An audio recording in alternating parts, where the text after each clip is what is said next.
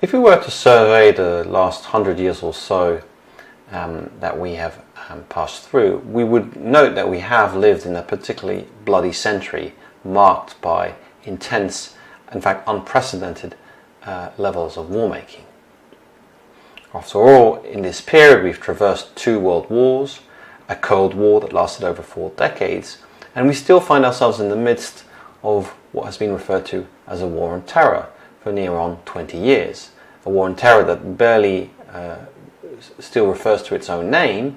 We really don't hear the term much anymore, and yet it in many ways persists indefinitely with a very little sense of how this war on terror might end and how to even make sense of the violence that is pursued through it. If we look at the 20th century, we would find that an estimated 100 million individuals were killed in the context of war. And here, this number, as some of the other numbers I'll give to you, are very broad estimates, contested, and you can find much higher estimates, some lower estimates. We need not get too caught up on that, but to note that the numbers are indeed very large, regardless of which estimate you turn yourself to. The First World War is estimated to have killed 10 million people, the Second World War between 40 and 50 million, to which we might add nearly 20 million killed in acts of genocide. And of course, to all these deaths, we have to add many more injured and permanently disabled, not to mention the intense, deep, long-lasting social cost of these wars. Some features have become quite notable over the course of these 100 years as well. One is a shifting casualty ratio between military and civilian personnel. In the First World War, about only 10% of casualties were civilians. By the Second World War, this had risen to 50%. And in the wars of the post-Cold War, the last 30 years or so, civilians typically account for between 75 to 90% of casualties. So there's been a radical shift in the distribution of casualties. Soldiers used to be the first to die, and to die in the largest numbers. Today, it is civilians. Overall, more people died in the wars of the 20th century than in all the previous wars in human history combined. Part of the reason for this is a demographic reason. World population increased very largely in the 20th century. But it is also explained by the dramatic increase in the intensity and destructiveness of war as it first became industrial and finally total. We can see this rising intensity through the fact that war over this period evolved from singular day battles fought over the course of a single day in a field, a very clearly demarcated space, to battles that would last weeks and stretch across nations and continents.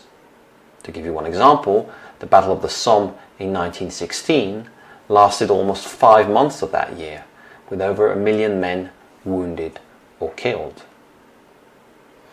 Here you can see a body density map.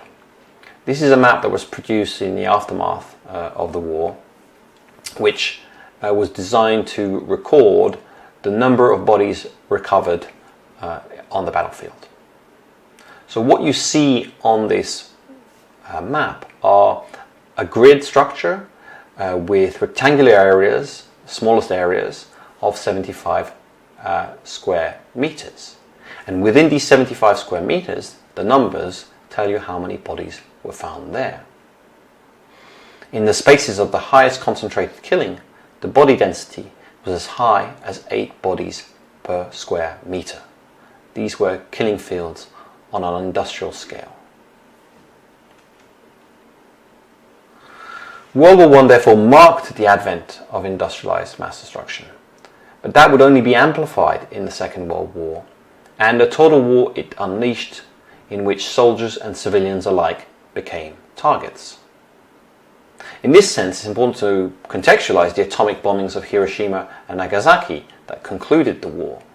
These terrible incinerations of cities were really simply, in a sense, an extension of the intensifying logic of modern warfare in the first half of the 20th century. Prior to the atomic bombings, urban centers in Germany and in Japan had been devastated by intense strategic bombing from the air. Indeed, more people died in the firebombing of Tokyo in March 1945 than in either atomic bombing. So the logic of killing, the logic of indiscriminate killing, the targeting of civilians, and the growing channeling of all economic, social, and technical resources into war was a kind of long-standing process that escalated dramatically in the first half of the First World War. That is not to say that nuclear weapons did not represent a very significant new staging post in this increase, because if it was possible to destroy cities previously, it was now possible to do so with a single bomb rather than with an armada of aircraft. And very quickly, the destructive power of these original bombs in Hiroshima and Nagasaki was rapidly dwarfed by that of its successors. By 1952, the Americans had tested a 10.4 megaton bomb, nearly 700 times more powerful than the bomb dropped in Hiroshima, and superior to the combined total explosive ordnance employed in the two world wars. In other words, if you took every munition that was detonated in the First and the Second World War, this would not even amount to the firepower of this singular nuclear weapon. Here we have a diagram of the nuclear firepower available in the world from around the 1980s. What you see here is that every dot represents all the firepower of World War II. So thousands of nuclear warheads, each of which could have as much destructive power as the Second World War, were accumulated by the United States and the Soviet Union over the course of the Cold War in a deadly game of deterrence. Thankfully, we've not experienced full-blown war with such weapons. Indeed, it would no doubt spell the end of civilization as we know it. Albert Einstein famously quipped that I do not know with what weapons World War III will be fought, but World War IV will be fought with sticks and stones, presumably because maybe bones as well, presumably because these would be the only weapons available to any survivors in the aftermath of a nuclear exchange. Now perhaps it's the very absurdity of such destructive weapons, ones which seem to defy any rational use for limited gains, which has caused developed nations to retreat from the brink and relinquish the use of total war against each other. We have not seen total war being waged again between major powers since 1945. But we should not forget that we continue to live in a world in which a potential nuclear holocaust is only ever a few hours away. And indeed, we may be entering a new nuclear age, where proliferation to new nuclear states is ongoing, and where the existing nuclear powers are investing vast sums of money to modernize their equipments. The US, for instance, is forecast to spend no less than $500 billion over the next decade to update its nuclear arsenal. And there are strategists within the US and elsewhere who are arguing for much more aggressive strategies and policies in the use of their weapons. So nuclear weapons may have prevented war to some degree until now, but we should not assume that their use is forever forbidden. And if major war, that's to say total war, has not resurfaced till now, war has of course continued to rumble on during the Cold War and beyond. It may not have attained the scale or reach of the first half of the 20th century, but it still claimed millions of lives in countries such as Korea, Vietnam, Cambodia, Sudan, Iraq, Iran, Afghanistan, or the region of the Great Lakes in Africa. Classical interstate wars, wars between states, have become far fewer. Indeed, there are a genuine rarity these days. But what we've seen is the advent of much more protracted, diffuse, and asymmetric conflicts have become increasingly prevalent. Western militaries continue to be regularly deployed, although rarely do political leaders refer to their uses as war.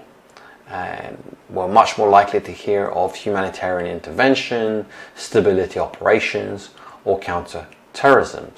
Western states are often quite reluctant to use the terminology of war, and certainly do not use the legal framework of war very often anymore. War is not being declared, has not been declared by any major power since 1945. It's also true that the ways in which Western states prosecute war today contrasts markedly with the total war they only recently so enthusiastically pursued.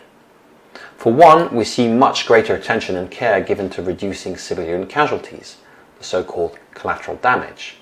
And regardless of how sincerely we think Western militaries do prioritize the protection of civilians, there is no doubt that the domestic and international legitimacy of military interventions hinge to a great extent on being seen to do so. There is a kind of ongoing project to humanize war, a project that might be quixotic, might be self-defeating, but nonetheless characterizes our time.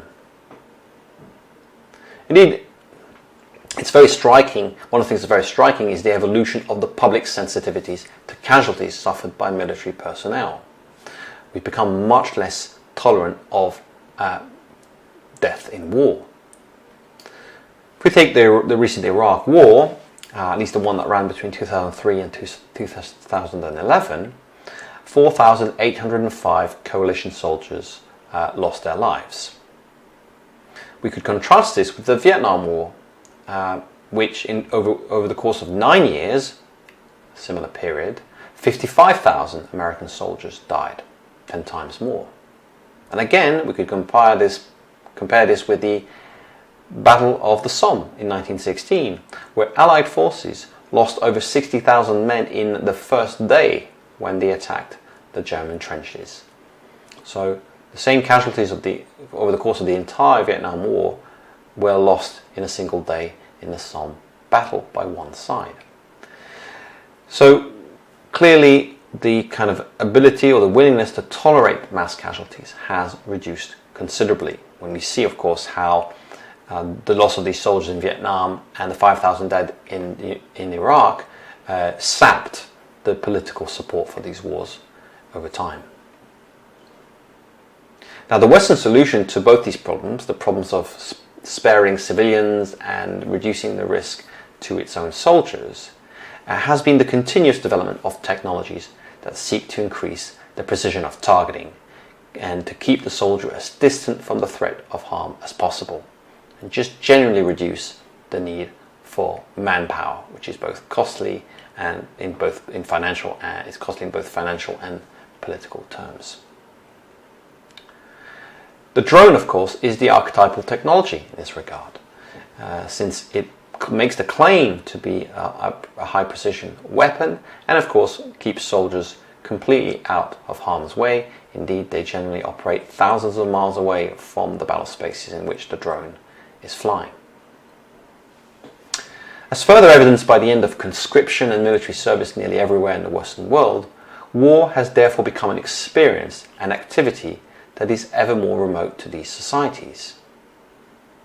Yet even if most of us have not, and we probably will not, hopefully, experience armed conflict at first hand, war remains inextricably interwoven into the cultural and social fabric of our lives, as we'll see in the next video.